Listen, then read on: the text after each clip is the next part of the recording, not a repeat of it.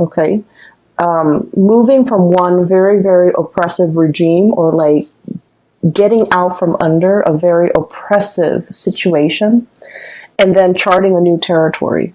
And the reason why I say this is we have here the Hierophant. This is like a situation where somebody has to give a part of their harvest, a part of themselves, a part of whatever money they make, paying tribute to somebody who has that sense of entitlement. Like, you know, they're either ruling over you, and they're like, okay, you have to do it this way and only exactly this way. Or you have to, you know, on a monthly basis or on a yearly basis, pay your tribute to another person. And that was just the way things were. That was like the rule of the land, or that was like the law of the land. And no one dared to question it, okay?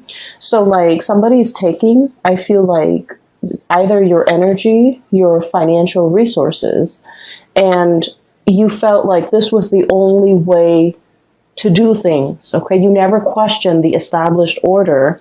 The Hierophant is greatly about institutions, long-standing institutions that have been in place for a very, very long time. They're very rigid, very resistant to change. And because they've been around for so long, they might not be relevant in present time, but people don't question it because it's thought of as, you know, this is the way things are, and this is the way we've been doing them for hundreds and hundreds of years, and this is the way things are going to be. So no one dare to really question it, okay? But it creates, I feel, a very oppressive atmosphere, and it creates almost like an unfair sense of balance when it comes to I almost feel like the poor giving to the rich. And I almost feel like, you know, whoever's on top is exploiting the situation and exploiting the fact that others have to pay homage or have to pay tribute out of their own pockets in order to gratify somebody else on top. And so it creates a situation where things are very, very unbalanced. And if we're not talking about this in terms of, you know, financial resources, we're talking about energy. We're talking about, you know, spiritually, you're very drained, okay? This was a very oppressive system. Whoever is riding you, whoever is like ordering you around, or I also feel like whoever has been, I'm sensing, you're working under even. And then I'm also sensing as well family obligations, okay?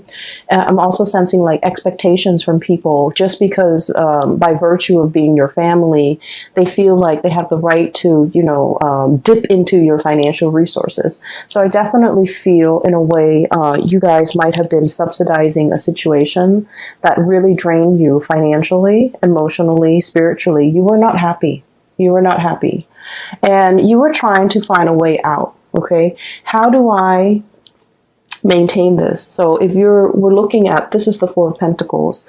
If we're looking at it in the traditional Rider-Waite deck, it's the guy holding the pentacles, one on his head, two on the floor, and then two on his hands, right? He's grasping and trying to protect everything that is his. And he's looking at this mountain and he's like, I want to get on top of that mountain, but at the same time, I want to carry all of these resources with me. I want to carry all of these things that matter to me with me. How do I do that without, you know, how do I successfully do that? Because if you look at all that overgrowth, right, and if you're trekking through the forest trying to get to the mountaintop, you're going to need your hands and your feet to be free so that you can pull yourself up if you happen to fall, so that you can grasp at branches and trees to kind of like help you hoist yourself up to the top of the mountain. And you're not able to do that because you're holding on to earthly things.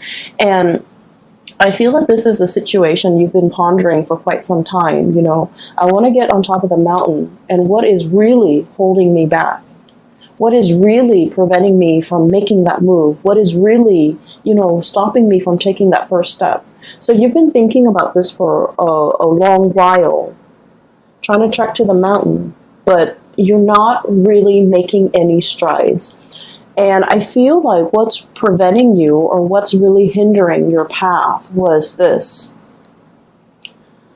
This is the Nine of Swords, okay? This is sleepless nights.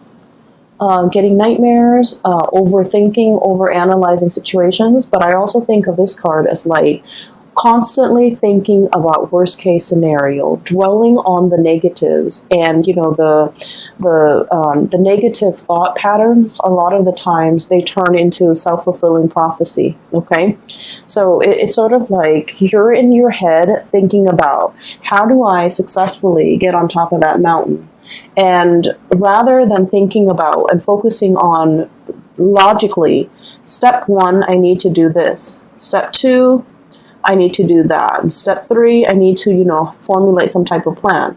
And I feel like for many of you, this process, this is like a lot of thoughts, okay? Each sword stands for like a mental thought.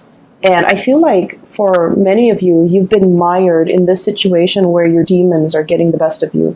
You're thinking about problems rather than separating. Each problem exists in its own little bubble.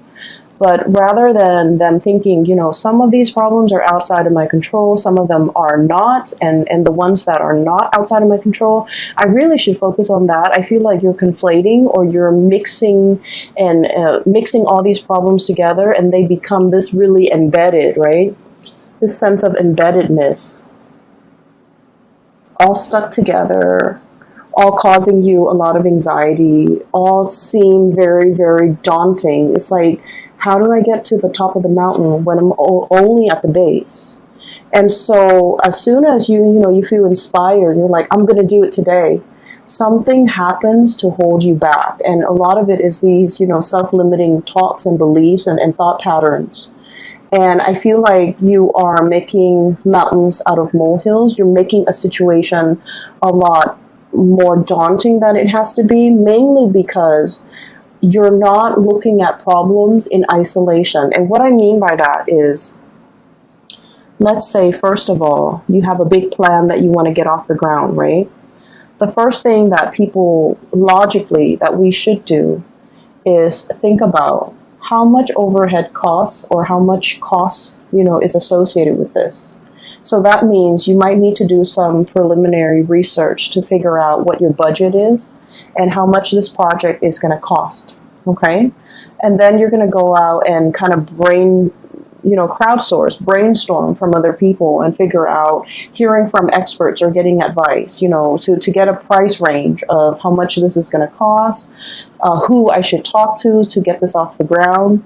So each of those steps need to exist in isolation. And I feel like you're jumping the gun. You want to get to the top, but you're not thinking about each of the steps that are necessary in order to get there.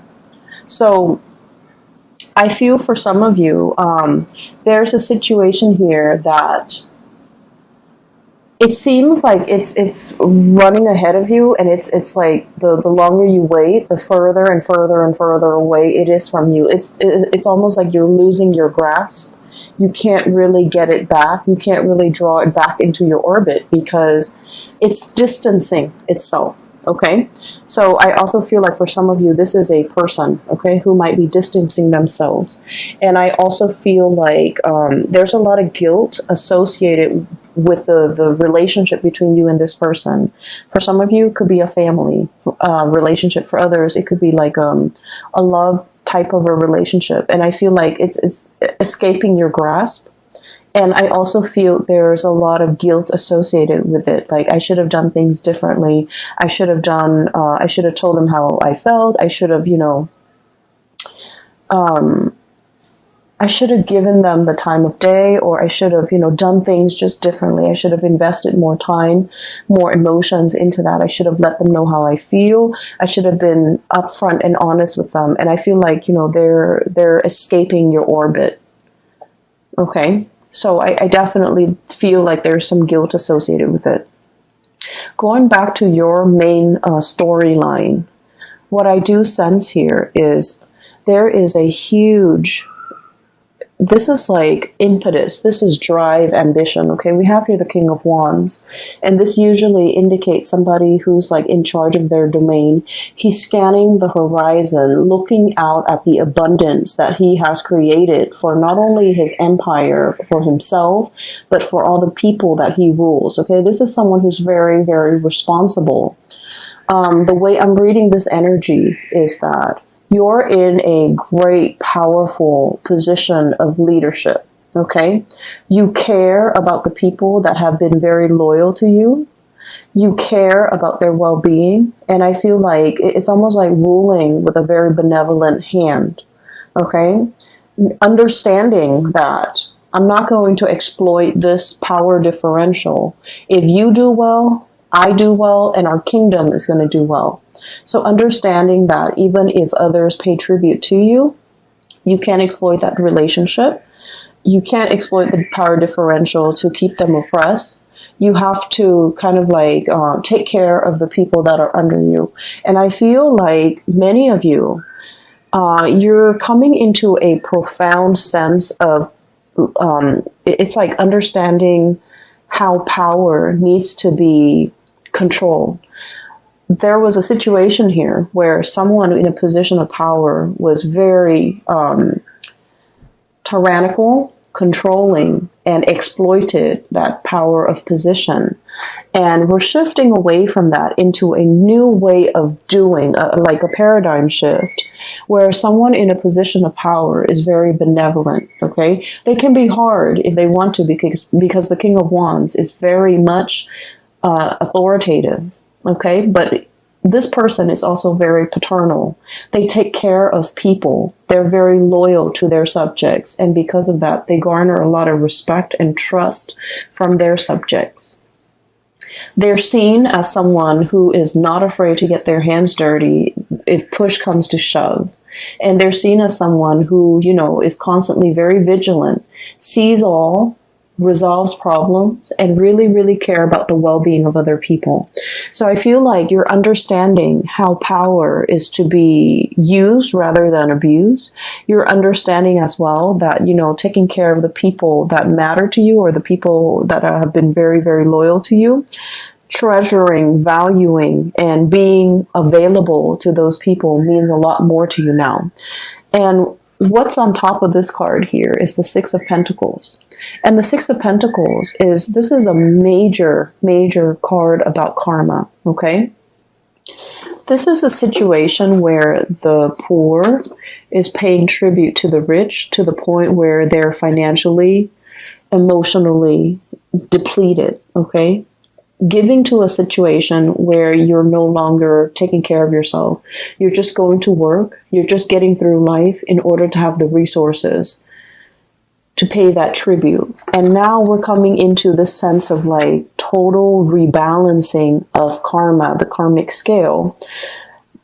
Things being done the right way, okay? This is like giving back to the community, giving back to others, giving to others who are less fortunate. And this is also, it comes with a paradigm shift where we're understanding the importance and the necessity of, you know, being a benevolent ruler. You can still rule with an iron fist, but you can still be loving and warm and gentle and benevolent. And you can also, you know, give back to the people, especially that really need it. For many of you, I'm seeing major career changes here. Some of you might be in that corporate environment and you're just like, no, this is too taxing, too stale. I'm already at the top and I don't like the vibe. I don't like the atmosphere. I don't like the environment where it's like a social, you know, like the climbing that corporate ladder, getting yourself to the top. And once you've made it to the top and you have this bird's eye view and you're just like, this is not really jiving with me. This is not where I want to be. And this is not something that I want to do long term. And so I'm seeing a major career path, a major shift where you are possibly working more at the grassroots level and thinking about what you need to do long term and what you need to kind of, what you need ultimately to be happy. And so I'm seeing some of you thinking about major change in your career, a major shift of focus when it comes to like how do you yield power, how a good leader is supposed to rule, how to be a good supervisor, how to be a good leader, how to, you know, inspire others rather than like oppress others. Okay, so this is really cool. You know, Capricorns are oftentimes like seen as people who are like who are very like career ladder oriented, and they're seen as people who will throw other people under the bus. And I've heard this, okay, and this is not something that I believe about you guys, Capricorn, but I feel like in the spirit of, ambition, like in the pursuit for power and wealth and prestige, we're all capable of throwing other under the bus in order to get what we want.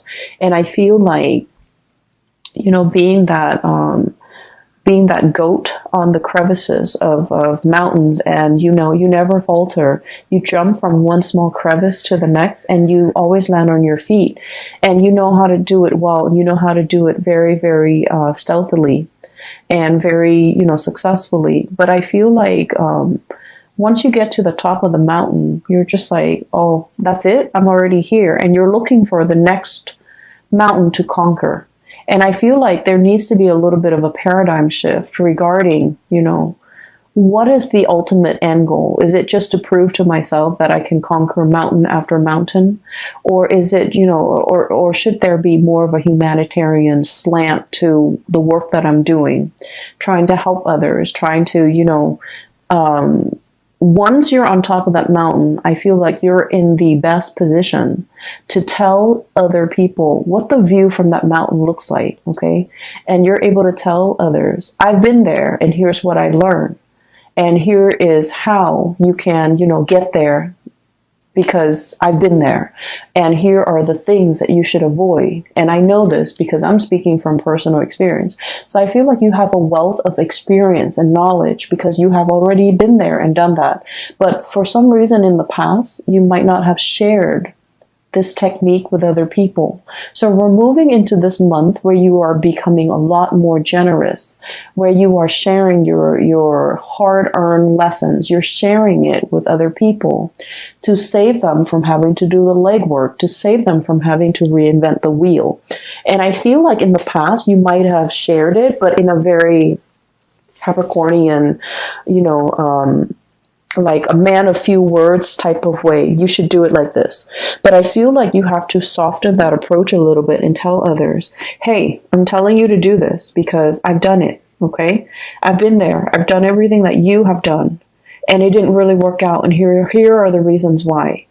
And I've done it this other way, and it worked out in half the time. And so framing it like that to allow others to understand that you're not just speaking from, you're not just talking to talk. You're talking with skills and expertise and years of experience backing up everything that you say. And I feel like that's going to save somebody, a lot of legwork. They don't have to reinvent the wheels. They can work off of what you're working off of, okay? I do feel for many of you, there is a situation here in your life, a very long-standing relationship that might have gone a little bit sour, okay? And we have a situation here where there was a vow, there was a promise, okay?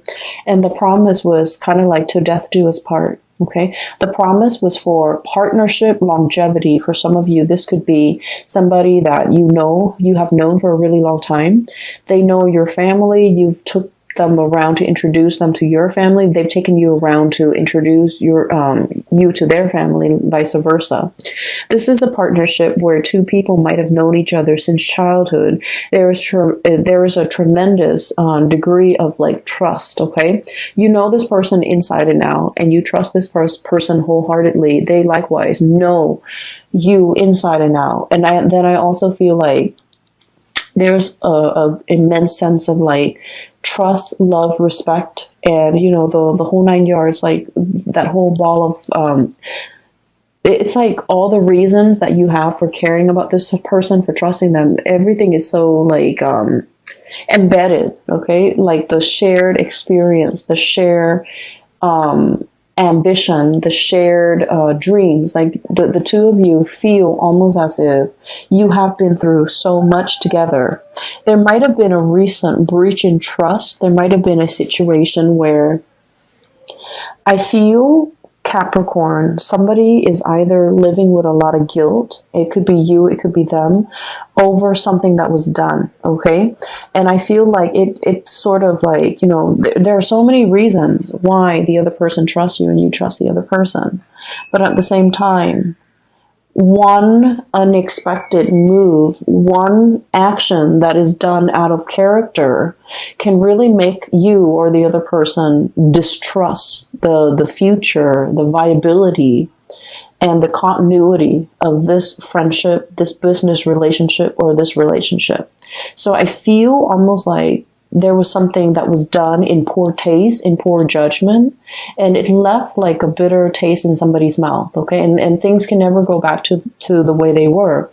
It's like everything that was said was said. You can't take back words. It's like, you know, the water from the chalice, from the cups have been spilled.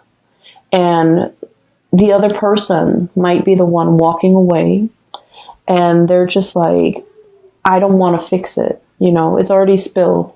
I'm not going to go downstream 2 miles away to refill those cups. I'm not going to trek up the mountain to the clearest spring to fill up those goblets, okay?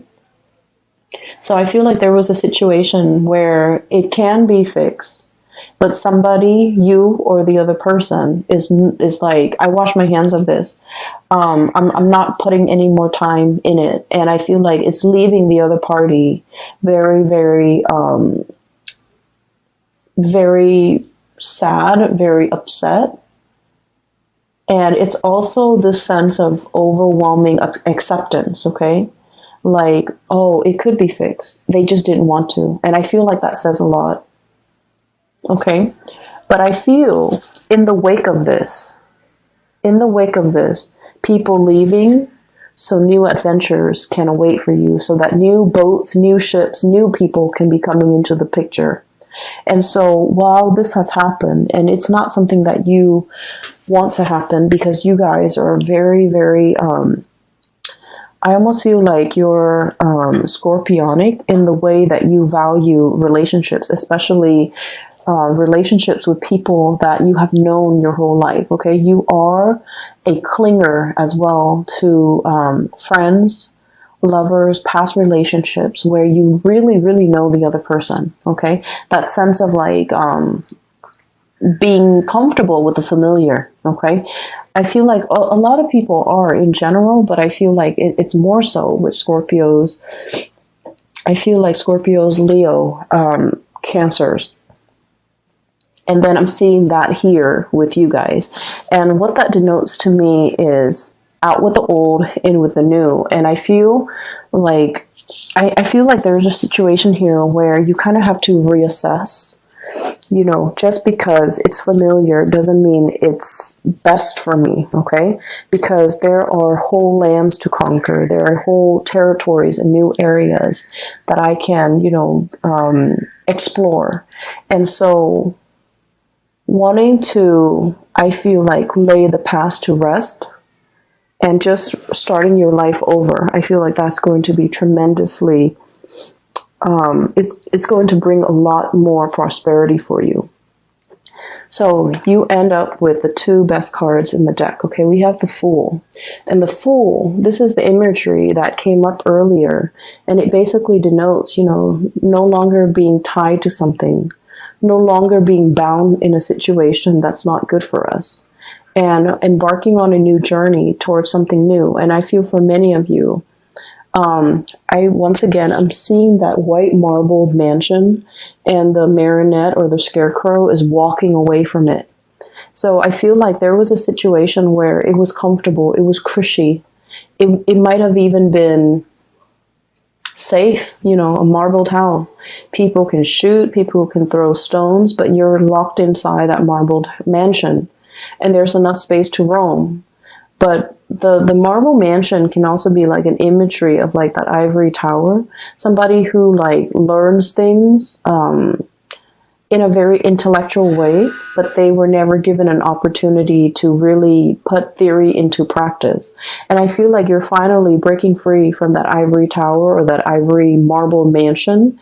You're no longer living in that sense of like comfort and familiarity. You are exploring, branching out, putting out fires. I feel, you know, there's that volcano in the background. So it denotes to me like being in a situation where you are putting out fires. You're onto more exciting things, and you're taking everything that you have learned from the past And I feel you're in a position where you're teaching people. You're telling people, here's what I did. It happened to me once. Here's what I did and how I got out of it. And I also feel drawing from past experiences, rewarding those who have been very, very loyal to you, and being available for people that are available to you, that make time for you, that have been really good to you. And then I'm sensing as well, I'm getting a lot of ancestral karma coming through, okay? And I feel like, spiritual guidance, especially from grandparents that have passed on, I feel like there might have been a situation here where it's almost like being in a house, like being in an environment where, your grandparents lived in this small town, right? And this is just an example, but I'm feeling it very strongly. Grandparents lived in this small town, gave birth to mom and dad. Mom and dad met and also stayed in that small town. You were born, you also stayed in that small town, and then you start to sense this, you feel this overwhelming sense of like, there isn't enough here for me. I'm a big fish in a small sea. I need to develop to the best of my capabilities, and there isn't enough here for me. And then I'm also sensing as well, if you're in that situation, you're in a very good place because now you have new energy, exploration, okay? Doing something different, not knowing the destination, but knowing that I'm leaving the past behind because it's not enough for me, okay? And then I'm also sensing for some of you being in a situation where you've had to help out parents, okay? It's almost like ancestral karma, right? And here's what I'm sensing. Oh, Capricorns. So here's what I'm sensing. It's like mom and dad might not have made the best choices. We all make choices based on what we're given, based on our environment, based on our education level, based on our own sense of awareness. So this is not to knock the decisions other people make. But I also feel like, they might have been in a situation where it was survival. Okay. So they did the minimum, the bare, like taking care of the bare necessities. And so growing up, you felt like you lacked that guidance. You lacked that mentorship. You lacked that, you lacked somebody holding your hand and telling you, hey, don't do that. You should do this instead, because this is going to get you where you need to be. Okay. And I'm seeing, people like, whose parents were, for example, college educated, they can walk their children through the college process. So for example, you have to take the ACT, you have to take the SATs, you have to do that by your junior year, so that by your senior year, you have to load up on all these college prep classes so that colleges will look more favorably upon you. And you have to do extracurricular activities. You should also enroll in, extracurricular activities outside of class. So like that guidance, I feel like some of you guys didn't have that. And by the sweat of your brows, the calluses on your fingers, you've had to go about it on your own. You didn't have the guidance. You didn't have the hand holding. And so you were in survival mode. You fought your way, and you've had to do it on your own. And I feel like along the way, it's made you really strong, but I feel it might have made you a little bit callous, okay? Kind of like, oh, well, I did this, so everyone needs to be able to do it too, right? And so I'm sensing here, there's a sense of like a paradigm shift, okay? The people that have the privilege, either through parents, through proper guidance, or through the sweat of their brows, whoever makes it up first to the top of the mountain is obligated, no matter how they got there. Whoever makes it there first is obligated to give advice, give guidance to others. Here's how you do it, and here's what I did, and here's what I did that worked, here's what I did that failed, okay? So I feel like it doesn't matter how you got there. Whoever gets there first needs to kind of like pay it forward by giving other people, you know, like the lay of the land, pretty much telling people what they should do. So I'm sensing here a big spiritual karmic energy. It could be ancestral karma that needs to be broken. It could also be, you know, a paradigm shift where we're not doing what we did before. We're opting for a new path, a new way of doing. Because what we did before, it worked for us, but it also made us a little bit calloused. And we don't want that, okay? And then I'm also sensing we have this tremendous sense of like breath of fresh air. You know, his hair is blowing in the wind. He's a leader. There's a whole caravan of people following his lead because they trust him. And so you're thrust in this position where you're going to be exalted. You're in a position where people trust you. They value your, and you know, he's leading them. He's leading the whole, you know, Oregon Trail, whatever you call it. He's leading the whole exodus into this new land, right? But look at the way he's dressed. He's not like a king. He's not a ruler. He's not a tyrant. He's not like an emperor. He's dressed like the regular lay person. And there's a sense of humility associated with it, okay? It's like being one with the people in order for them to accept you.